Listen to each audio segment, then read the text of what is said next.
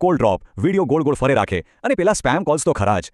લાગે છે ને કે આ બધું હવે આપણી રોજિંદી જિંદગીનો એક ભાગ જ બની ગયું છે. પણ જરા થોભો, કારણ કે આ બધી માથાકૂટનો ઇલાજ કદાચ તમારા ખિસ્સામાં જ પડ્યો છે.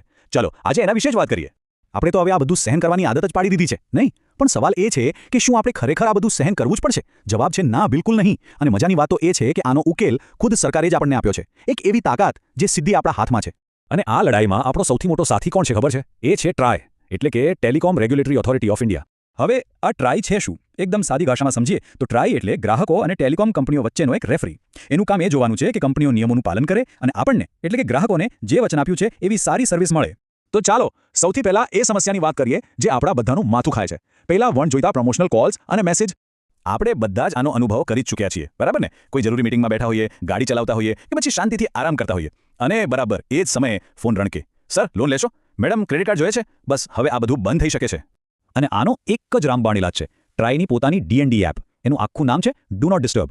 અને હા, આ કોઈ આમ તેમ થર્ડ પાર્ટી એપ નથી, પણ સ્પેમને જડમૂળથી ઉખાડી ફેંકવા માટેનું એકદમ ઓફિશિયલ હથિયાર છે. અને સૌથી મસ્ત વાત શું છે ખબર છે? કંટ્રોલ પૂરેપૂરો આપણા હાથમાં છે. જો તમારે બધા જ પ્રમોશનલ કોલ મેસેજ બંધ કરી દેવા હોય તો બસ ફૂલ બ્લોક સિલેક્ટ કરી લો. અને જો એવું હોય કે ભાઈ બેંકના કે ઓનલાઈન શોપિંગના જરૂરી મેસેજ તો આવવા જોઈએ, તો એના માટે પાર્શિયલ બ્લોકનો ઓપ્શન પણ છે. જેવી આપણી મરજી. અને ફરિયાદ કરવી? અરે એ તો સાવ સહેલું છે. જેવો કોઈ સ્પેમ કોલ કે મેસેજ ટપકે, બસ એપ ખોલો, નંબર સિલેક્ટ કરો અને બસ 2-3 ક્લિકમાં ફરિયાદ નોંધાઈ ગઈ. ચાલો હવે સ્પેમની વાત તો થઈ ગઈ. હવે આવીએ બીજી મોટી માથાકૂટ પર, એટલે કે ઇન્ટરનેટની સ્પીડ અને કોલ ક્વોલિટી. આ તો લગભગ બધાનો જ અનુભવ હશે. કંપનીઓ આપણી પાસેથી 5G પ્લાનના પૂરા પૈસા લે છે, પણ વિડીયો તો એવો ચાલે જાણે 2Gના જમાનામાં જીવતા હોઈએ. તો સવાલ એ છે કે જે સ્પીડનું આપણને વચન અપાયું છે એ ખરેખર મળે છે ખરી? ચાલો એ જાણવા માટે પણ એક જોરદાર ટૂલ છે. આના માટે TRI એ બનાવી છે એક ખાસ એપ, TRI માય સ્પીડ. આ એપ તરત જ દૂધનું દૂધ અને પાણીનું પાણી કરી દેશે. તમને તરત જ ખબર પડી જશે કે ખરેખર કેટલી સ્પીડ તમારા ફોનમાં આવી રહી છે. પણ અહીંયા એક મોટો ટ્વિસ્ટ છે. આ કોઈ રેગ્યુલર સ્પીડ ટેસ્ટ એપ નથી. જ્યારે પણ આપણે આ એપથી સ્પીડ ચેક કરીએ છીએ ત્યારે એનો ડેટા સીધો TRI પાસે રેકોર્ડ થાય છે. હવે આનો ફાયદો શું?